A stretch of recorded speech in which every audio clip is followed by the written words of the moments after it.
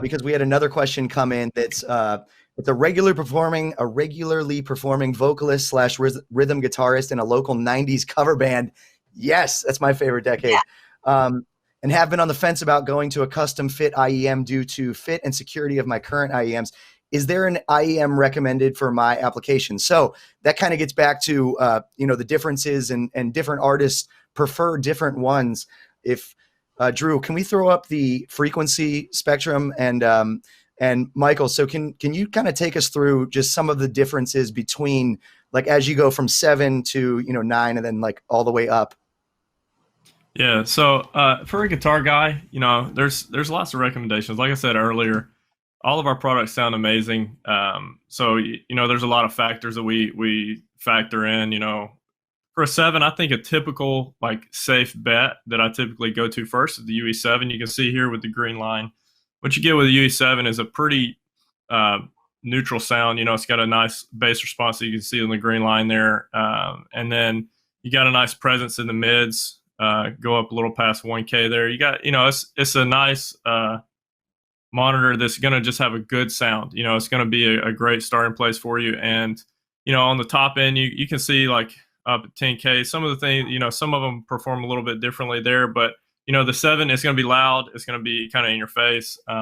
Really, any of them are going to be good, though. Another popular one for the guitar guys, 18 plus, that gives you a really pretty flat response across the board, and it's really great. So 7, 18, can't go wrong with the live. And if you really just want to get started and get into a set, go with a 5. It's a great monitor. People still use it all the time. It sounds great. You are going to have a little less low end on the 5 than say you would with the 7, but it's still an amazing monitor. Yeah. So I think the all around, 5, 7, 18, 11.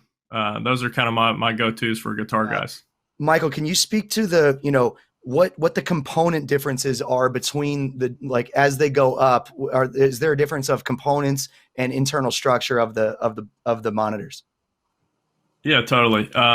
And Jeanette and David, feel free to hop in on this too. But start down at the bottom, you got the UE5. It's a dual driver setup, and it's just kind of like our trusty. It's the one we've made since '95. I can't really give you specific facts, but I would imagine the 5 has been sold more than any other in-ear out there. It's like, it's been going since '95 and we still sell it like crazy. So the 5 is great. Move up to 6. 6 is like it's newer. We released it a few years ago, about the same time we released it live, and it's a 3-driver setup.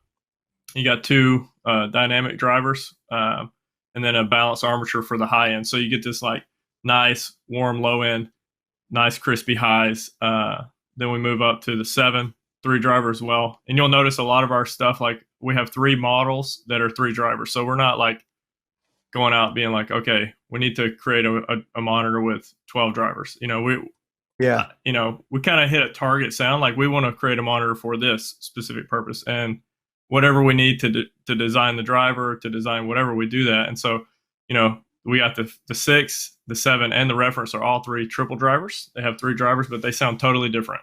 The 6, big low end, crispy highs. 7, kind of balanced, but it's like loud, punchy in your face, great for live performing. And then the reference is a totally flat, co-designed with Cavil Studios, using our True Tone high-end driver that gives us the extension way out past what you can hear. And so it's great. And we've also gotten high-res certified on the reference, which is awesome.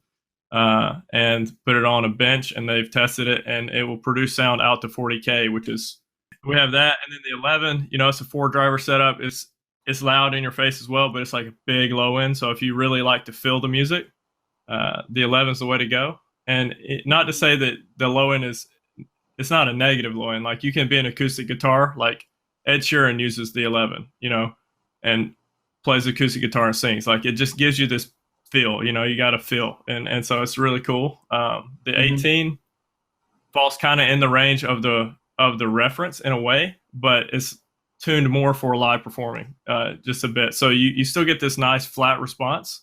The live is kind of the culmination of everything that we do great. So you get the nice low end of the 11. It's got a dynamic driver and a balanced armature on the low end that really just crush the lows. I mean, it sounds amazing. And then you have a nice mid punch, I think kind of similar to our 7, where, you know, you got your vocal presence, your guitars, things that kind of in the mids. And then it's like you said, it has a nice scoop in the low mids, like the muddy area. We kind of cut some of that out, give you a nice presence in the mids, and then really crispy, nice, airy highs. So if you're, it just, you put on a track and you're going to hear details you never heard before, because it reproduces all of it in a really, really nice way. So, and they're all musical. I mean, if you pick one, go with what, you know, if you're constrained with your budget, go with whatever you can get. And I'm telling you, Ultimate Ears is going to sound amazing to you. You know, for keys, man, I really prefer to go with like something pretty flat. I like to recommend 7. You know, 7 is fairly flat for what it is. And then maybe a reference 18. And, you know, that's kind of what I typically go with for keys guys, because a lot of times they are doing a lot of different things at one time. You know, they have lots of different sounds. As a praise and worship leader, we're always looking to improve our sound experience for our singers. So what would you recommend for church service singers? So it just depends on what you're looking for, but one that is definitely hot and you know, that's very popular, you go with the triple driver UE7. You know, has the clarity, the detail, everything that you're going to look for. And also too, it has the highest input sensitivity on that one. But very popular with houses of worship would be our triple driver UE7, Hillsong United, you know, Young and Free. They're all on Young and Free is actually on the reference remaster, but Hillsong United on the UE7. It's very popular.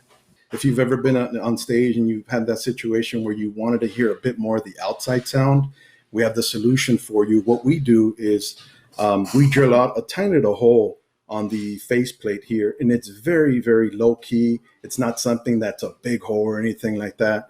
We give you little clear plugs. When you have it plugged, you're at minus 26 decibel, which is the same isolation as if you were to order your custom in-ears without the ambient. And once you want to hear a bit more outside sound, all you need to do is unplug it. And I don't know if you can see it, but it has a little hole there.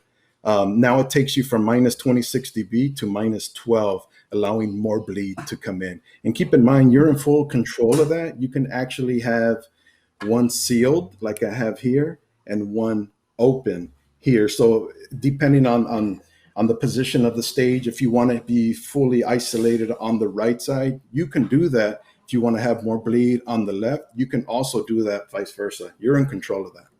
Is the ambient available with the switch? It is not. Okay. Yeah, because of the way that the mechanism works, it is not at this time. Kind of like Michael was saying, we never stop, right? Inventing, innovating on. So I'd imagine we can work on that down the line somewhere, but at this time, no, you cannot get it. Oh, I love that. That is so awesome. Well, thank you so much, Jeanette, David, and Michael. Thank you so much to everybody for joining me, and thank you to you out there for watching.